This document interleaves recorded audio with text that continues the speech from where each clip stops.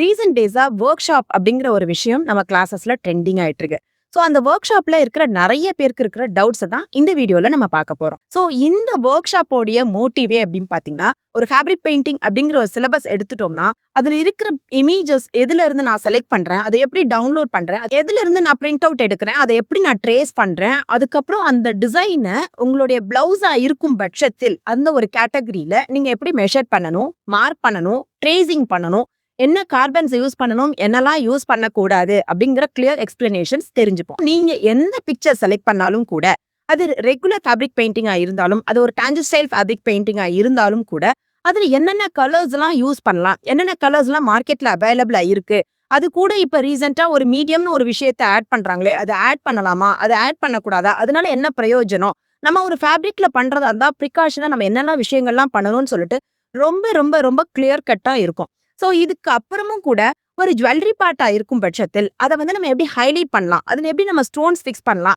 Stone fix பண்றதா இருந்தா கூட எதை வச்சு நம்ம ஃபிக்ஸ் பண்ணணும், எந்த க்ளூ யூஸ் பண்ணணும், எதை யூஸ் பண்ணக்கூடாதுன்னு ரொம்ப ரொம்ப கிளியரா இருக்கும். இந்த கிளாஸோட எண்ட்ல நீங்க எந்த லெவல்ல இருப்பீங்க அப்படின்னு கேட்டா, என்ன இமேஜ் பார்த்தாலும் அதை அவங்களால ஆன்லைன்ல இருந்து எடுத்துக்க முடியும். எடுத்த இமேஜை உங்களுக்கு ரெக்வயர்டு பிளேசஸ்ல லே பண்ண தெரியும், அதை அப்படியே ட்ரேஸ் பண்ணவும் தெரியும், அதுக்கு எக்ஸாக்டா உங்களால கலர்ஸ் கொடுக்கவும் முடியும். அது வைப்ரண்ட் கலர்ஸா கொடுக்கறதா இருந்தாலும் சரி, அது ரெகுலர் பிரைமரி கலர்ஸா இருந்தாலும் சரி, அது ஒரு பேஸ்டல் ஷேட்ஸா இருந்தாலும் சரி, உங்களோட ரெக்வயர்டு கலர்ஸை ரெக்வயர்டு ஷேடிங்ஸோட உங்களால பண்ண முடியும். ஒரு ஃபேப்ரிக் அது எதுவா இருந்தாலும் சரி, அது ஒரு குர்த்தியா இருந்தாலும் சரி, அது ஒரு பட்டுப்பாவடையா இருந்தாலும் சரி, அது ஒரு பிளவுஸா இருந்தாலும் சரி, அது ஈவன் ஒரு சாரியா இருந்தாலும் சரி, உங்களுடைய ரெக்வயர்டு டிசைனை சூப்பரா, கான்பிடென்டா, கிரியேட்டிவா, முக்கியமா நீங்க என்ன டிசைன் செலக்ட் பண்றீங்களோ அந்த டிசைனை உங்களால உங்க ஃபேப்ரிக்ல கொண்டு வர முடியும். ஸோ ஒரு ஃபேப்ரிக் பெயிண்டிங் பண்ணதுக்கு அப்புறம் நீங்க அதை வந்து என்ன மாதிரி ப்ரிசர்வ் பண்ணணும், அது போயிடும் போகாது எந்த ஒரு டவுட்டும் இல்லாம உங்களால சூப்பர் கான்பிடென்ட்டா உங்களுடைய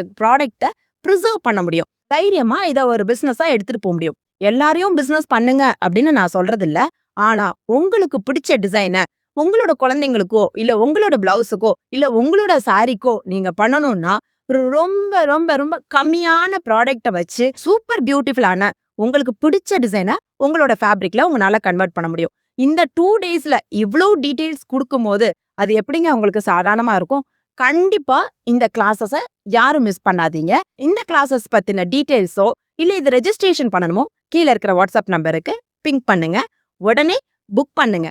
அப்பதான் உங்களுக்கான மெட்டீரியல்ஸ் உங்களுக்கு ஆன் டைம்ல ரீச் ஆகும். அதே நேரத்துல ரொம்ப லிமிடெட் ஸ்லாட்ஸ் தான் நான் பிளான் பண்ணிருக்கேன். ரெஜிஸ்ட்ரேஷன் பண்றவங்க கீழே இருக்கிற வாட்ஸ்அப் நம்பருக்கு பிங்க் பண்ணி உங்களோட ஸ்லாட்டை ரெஜிஸ்டர் பண்ணிக்கோங்க.